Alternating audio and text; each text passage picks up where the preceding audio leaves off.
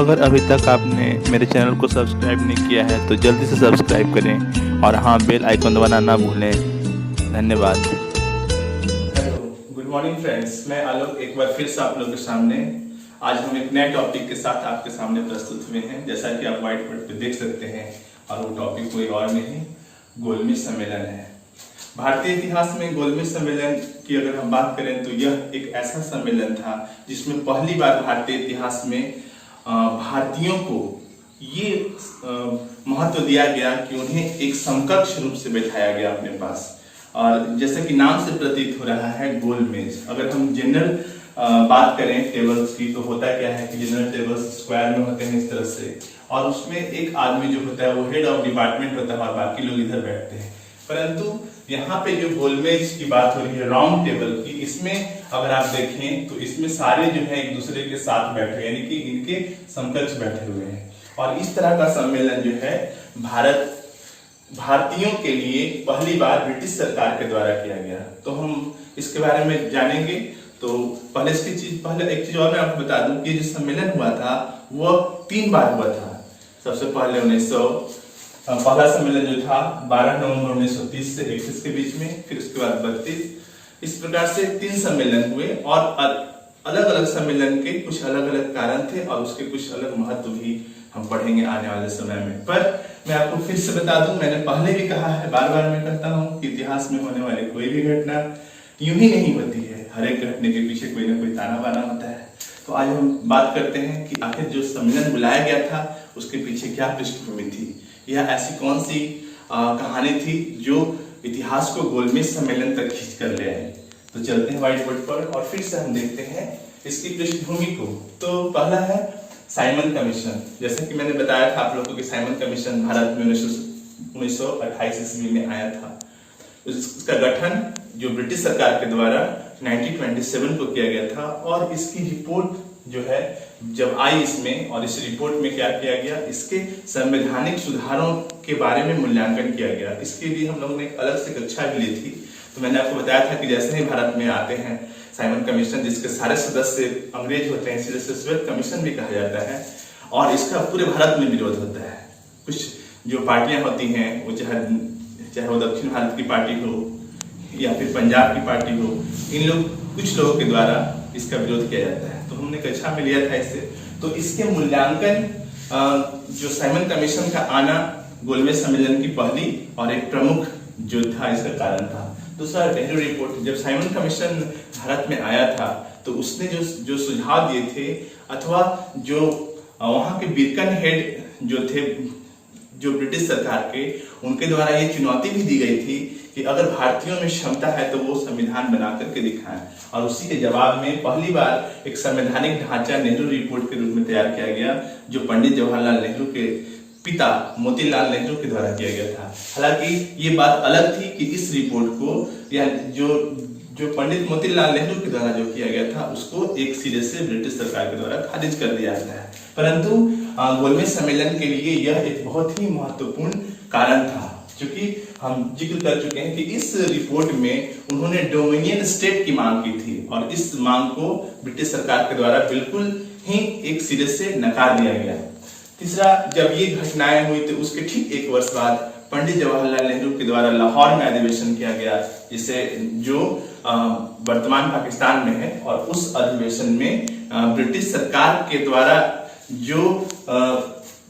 जो प्रक्रिया चलाई गई थी या फिर जिस तरह से नेहरू रिपोर्ट को खारिज किया गया था, उससे लोग निराश होकर अब उन्होंने ये कहा कि अब हम सिर्फ और सिर्फ पूर्ण स्वतंत्रता से ही मानेंगे, उसके अलावा हमें और भी कोई चीज स्वीकार नहीं है। इसलिए 1929 के अधिवेशन में यह कहा गया कि अगला जो 26 जनवरी आएगा उसमें हम लोग पूर्ण स्वतंत्रता मनाएंगे। तो ये भी एक महत्वपूर्ण कारण बना। अब हम आगे देखते हैं सविनय अवज्ञा आंदोलन के बारे में। तो जब लाहौर अधिवेशन की समाप्ति हुई उसके बाद महात्मा गांधी के द्वारा अपना दूसरा और बड़ा एक प्रमुख आंदोलन स्टार्ट किया गया, जिसके बारे में हम लोगों ने पढ़ लिया है, जिसकी शुरुआत दांडी मार्च या नमक सत्याग्रह के द्वारा होती है, और उसका नाम क्या था, सविनय अवज्ञा आंदोलन। यह आंदोलन जो था और इसके जो प्रभाव थे वो गोलमेज सम्मेलन के लिए बहुत ही प्रभावकारी थे। अगर हम इस सम्मेलन के बारे में बात करें या फिर हम इस आंदोलन के बारे में बात करें तो महात्मा गांधी के द्वारा जो कार्यक्रम चलाए गए थे, जैसे विदेशी वस्तुओं का बहिष्कार, उसके अलावा स्वदेशी वस्तुओं के को अपनाने के बारे में बात हो रही थी, तो इन सारी बातों से ब्रिटिश सरकार के आर्थिक जो अर्थव्यवस्था थी उस पर काफी प्रभाव पड़ा। तो हम एक थोड़ा सा ब्रीफ देखते हैं और देखते हैं कि आखिर जो सविनय अवज्ञा आंदोलन हुआ था उसमें आर्थिक रूप से ब्रिटिशर्स को क्या क्या स्वदेशी नुकसान को अपनाने और विदेशी वस्तुओं के बहिष्कार की घोषणा की गई। तो इस आंदोलन का एक बहुत महत्वपूर्ण कारण था।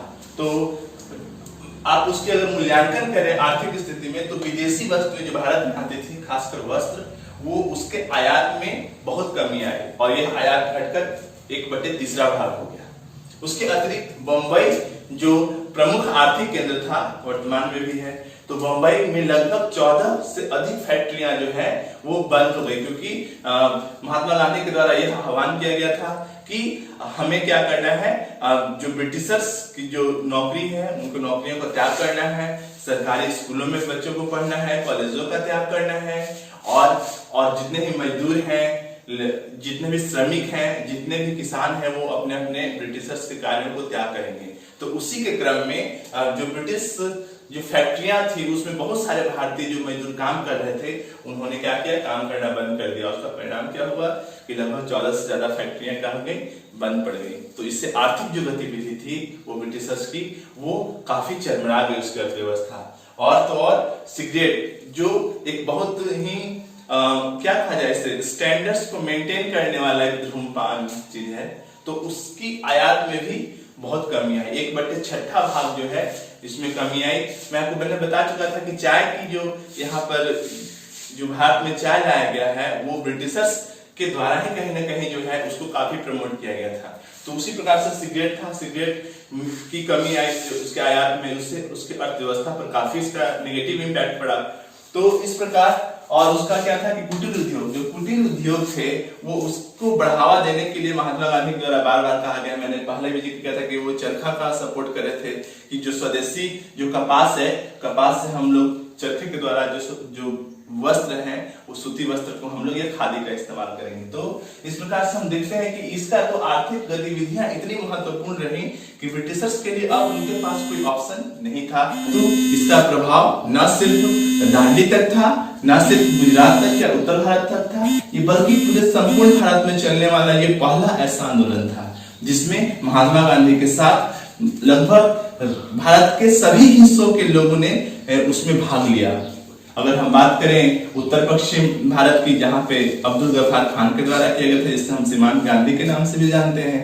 दूसरी ओर अगर हम पूर्वोत्तर भारत की बात करें, मैंने पिछली कक्षा में बताया था आप लोगों को कि जो था पूर्वोत्तर भारत, वहां पे भी इसका विरोध किया गया और उसमें जो 2 लोग थे, एक का नाम था रानी गांडिल्य और उनके जो भाई थे उनके द्वारा भी एक क्रांतिकारी गतिविधियों के द्वारा जो है इस आंदोलन में बढ़ चढ़कर भाग लिया गया। उतना ही नहीं, तमिलनाडु में अगर हम जाएं तो जिस तरह से दांडी यात्रा की गई थी उसी प्रकार से तमिलनाडु में भी एक वहां शहर है,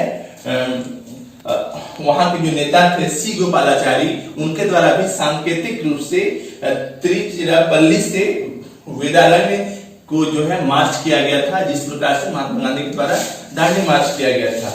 ठीक उसी प्रकार की गतिविधि केरल में भी हुई थी। वहां के जो नेता थे माधवन, उनके द्वारा और उनके एक मित्र थे उनके द्वारा भी कालीकट से पय्यानूर तक यात्रा की गई थी, जो नमक सत्याग्रह को सपोर्ट कर रहे थे। उतना ही नहीं, आंध्र प्रदेश में महिलाओं के द्वारा भी काफी इससे ये किया गया था। उसके साथ साथ उड़ीसा में अगर हम जाएं तो कटक, पुरी और भी जो बालासोर जो सारे क्षेत्र थे, उन क्षेत्रों में इस आंदोलन का व्यापक प्रभाव पड़ा। तो इससे जो ब्रिटिश सरकार थी वो काफी तिलमिला गई थी और उनको कोई रास्ता नहीं सूझ रहा था। उन्होंने अपने दमन चक्र में 90,000 से अधिक, आप इमेजिन कर सकते हैं, 90,000 से अधिक लोगों को गिरफ्तार किया था या फिर उनको मतलब उन्हें बंदी बना लिया गया था।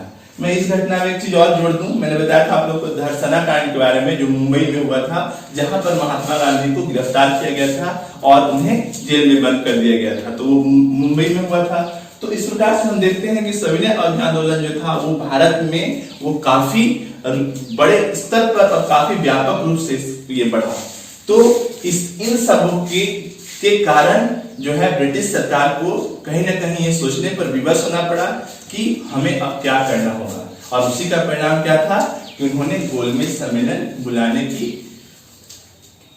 के बारे में सोचा। तो हम चलते हैं गोलमेज सम्मेलन के बारे में कि गोलमेज सम्मेलन क्या था। तो मैं पहले बता दूं कि यह जो था वो कहाँ हुआ था, लंदन में हुआ था। लंदन में कहाँ पे हुआ था, सेंट जेम्स पैलेस। लंदन में एक जगह है सेंट जेम्स पैलेस, वहां पर इसका आयोजन किया गया था। और आयोजन किसने किया था इसका, तो वहां के तत्कालीन जो प्रधानमंत्री थे रैमजी मैकडोनाल्ड, उनके द्वारा यह प्रस्तावित किया गया था। और यह कब शुरू हुआ, तो 12 नवंबर 1930 से स्टार्ट हुआ था और 19 जनवरी 1931 ईस्वी तक यह आंदोलन यह सम्मेलन चला था। तो हम अब आगे चलते हैं कि आखिर इस जो सम्मेलन हो रहा था उसमें कौन कौन लोग शामिल हुए थे और क्या इसकी गतिविधियां हुई थी। तो पहले हम देखते हैं कि 12 नवंबर को जब यह सम्मेलन आरंभ हुआ था तो उसका उद्घाटन जॉर्ज पंचम जो वहां के शासक थे उनके द्वारा किया गया था। और इस सम्मेलन में कितने लोगों ने भाग लिया था, ये क्वेश्चन ऑब्जेक्टिव में आता है। तो इसमें 89 लोगों ने इसमें भाग लिया था। उतना ही नहीं, इसमें भारत के कौन कौन से विभिन्न पार्टियां थी, तो हिंदू महासभा, मुस्लिम लीग, सिखों के भी प्रतिनिधि थे, दलितों के भी प्रतिनिधि थे, एंग्लो इंडियन भी शामिल थे, और साथ ही देसी रियासत जो थे उनके भी अलग अलग लोग इसमें शामिल थे। तो हिंदू महासभा से बीएस मुंजे और जयकर एक दो प्रमुख नाम हैं, ये लोग शामिल हुए थे। यानी भारत से वो कहाँ गए थे, लंदन गए थे। उसके अलावा मुस्लिम लीग से जो इसके संस्थापक थे आगा खान और मोहम्मद अली जिन्ना, ये दो लोग यहाँ से भारत से वो गए थे शामिल होने के लिए।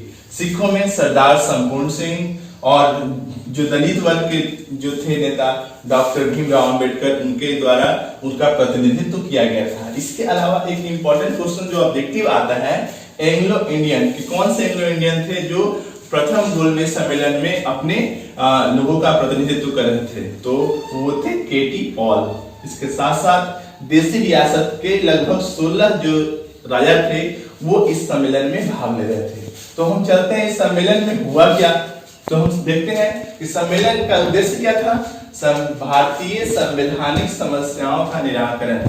जैसे कि मैंने पूर्व में आप लोगों को बताया है कि भारतीय जो संवैधानिक समस्याओं को देखने के लिए 1909, 1919, फिर 1927 में साइमन कमीशन, इस प्रकार से अलग अलग 10 वर्षों के अंतराल पर क्या किया जाता था, उसके निराकरण के लिए एक रिव्यू किया जाता था। और उसी रिव्यू का परिणाम था कि गोलमेज सम्मेलन बुलाया गया, जो कहीं ना कहीं साइमन कमीशन के रिपोर्ट से प्रभावित था। तो हम इसमें देखते हैं कि इसमें क्या क्या हुआ। तो इसमें जो पहली चीज थी, जो भारतीय नरेश थे या देसी जो रियासत के लोग थे, उनका यह मांग था कि अखिल भारतीय संघ की स्थापना हो, यानी कि एक ऐसे संघ की स्थापना हो जिसमें रियासत के भी लोग हों और उसमें विभिन्न प्रकार के अलग अलग लोग शामिल हों।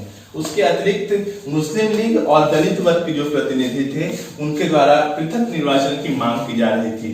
जो अल्पसंख्यक थे उनके द्वारा भी, जो दलित वर्ग के लोग थे उनके द्वारा भी उन्हें कहा था कि हमें अलग जो है पृथक निर्वाचन या राजनीतिक हिस्सेदारी हम लोगों को मिलनी चाहिए। हालांकि मुस्लिम लीग को यह पहले ही पृथक निर्वाचन के रूप में 1909 में मिल चुका था, सिखों को भी 1919 में मिला था, परंतु दलित वर्ग के लोगों के लिए यह नहीं था, लेकिन सबकी मांग लगभग एक ही थी। परंतु इस जो सम्मेलन हो रहा था, उस सम्मेलन में एक चीज जो बहुत निराश कर देने वाली थी कि कोई भी स्वतंत्रता या स्वराज के बारे में बात नहीं कर रहा था। आपको जानकर आश्चर्य होगा, इसमें स्वराज शब्द का इस्तेमाल भी नहीं किया गया है। थोड़ी अजीब बात कि हम किस उद्देश्य से गए हैं, स्वतंत्रता प्राप्ति के लिए गए हैं, पूर्ण स्वराज के लिए गए हैं, परंतु यहाँ पे कोई भी बात ऐसी नहीं होती है। और इस कारण से अंग्रेजों को यह महसूस होता है कि इसमें भारतीयों में काफी मतभेद है। मैं एक चीज और बता दूं कि इन सभी लोगों के बीच में आपको कहीं कांग्रेस का नाम नहीं दिख रहा होगा, क्योंकि कांग्रेस पार्टी जो है इसमें शामिल नहीं हुई। क्यों? क्योंकि मैंने पहले ही जिक्र किया था कि जो प्रथम गोलमेज सम्मेलन से पहले जो धर्षणा कांड हुआ था, धर्षणा कांड में महात्मा गांधी को क्या किया गया था, जेल में बंद कर दिया गया। कहाँ बंद किया गया था? जो मुंबई में यरवदा था, उस जेल में बंद किया गया था। और उसके साथ साथ कांग्रेस के जो प्रमुख जो लीडर्स थे, लगभग 90,000 जो लोगों के साथ साथ उनके कांग्रेस के प्रमुख जो लीडर्स थे उनको जेल में बंद कर दिया चुका था। इसलिए कांग्रेस पार्टी ने इसका भरपूर विरोध किया।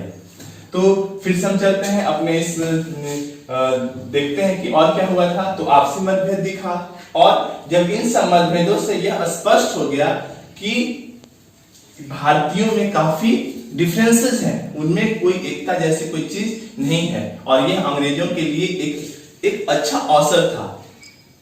इस प्रकार से इस पूरे जो सम्मेलन थे उसका कोई निर्णय नहीं हुआ, और यह काफी निराशाजनक था कि इसमें कहीं कोई लाभ नहीं हुआ। पर अब देखते हैं हम इसके प्रभावों को कि क्या क्या प्रभाव पड़े।